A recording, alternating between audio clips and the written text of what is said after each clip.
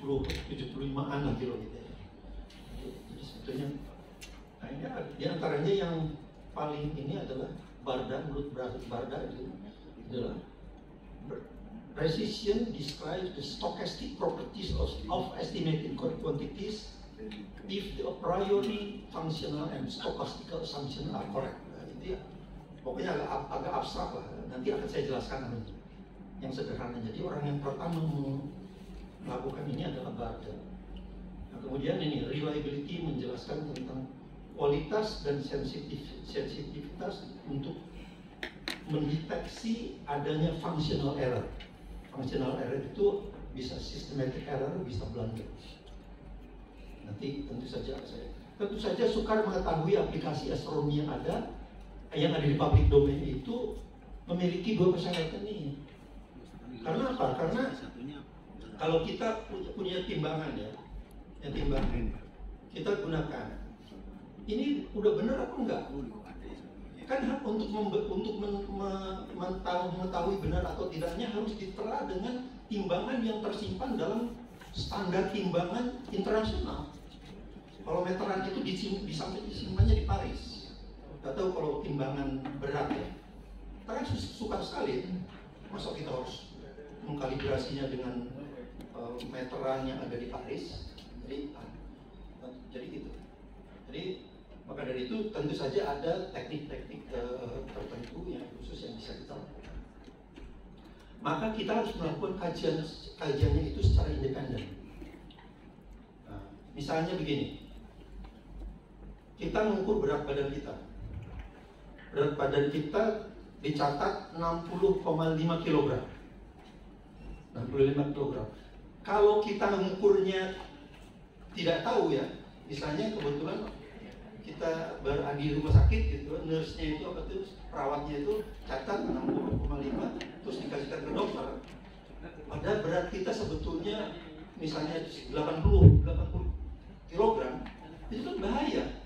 Kita nanti dikasih obat yang cuma 2 mg, karena itu kan disesuaikan dengan berat badan kita. Padahal berat seharusnya kita dikasihnya yang 5 mg gitu. Jadi ini bahaya sekali. Nah, bahayanya adalah dalam satu situasi seperti ini, kalau kita berat badan itu kan berarti cuma satu, unknown-nya itu satu, barangnya yang akan kita cari itu satu, cuma diukur satu kali. Nah ini menurut statistik ini sangat berbahaya sekali, karena however large your blunder is, itu tidak bisa terdeteksi. Bagaimana besar pun blunder yang Anda lakukan, blunder itu kesalahan, misalnya kalau salah catat ya, itu nggak bisa dideteksi.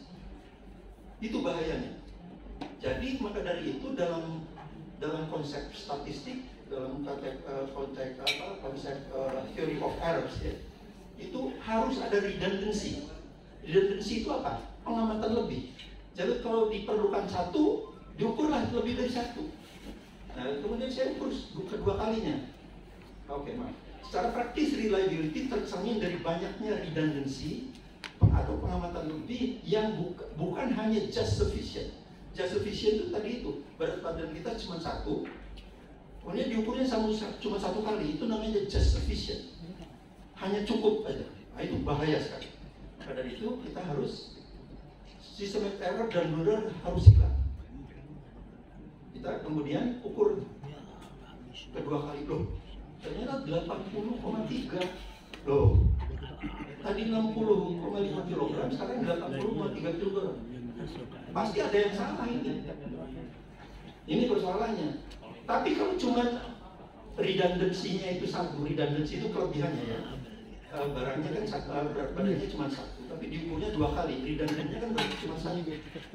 Itu juga masih berbahaya karena kita masih belum tahu mana yang benar. Yang salah nyatet itu yang 60,5 atau yang 80,3. Diukur ketiga karena berarti redundancy-nya bertambah. Oh, 80,4 sekarang. Berarti yang pertama tadi salah. Itu prinsipnya kan gitu. Jadi the more redundancy you have, lebih banyak redundancy yang Anda miliki, the more reliable your observation is. Jadi lebih banyak redundancy yang Anda miliki.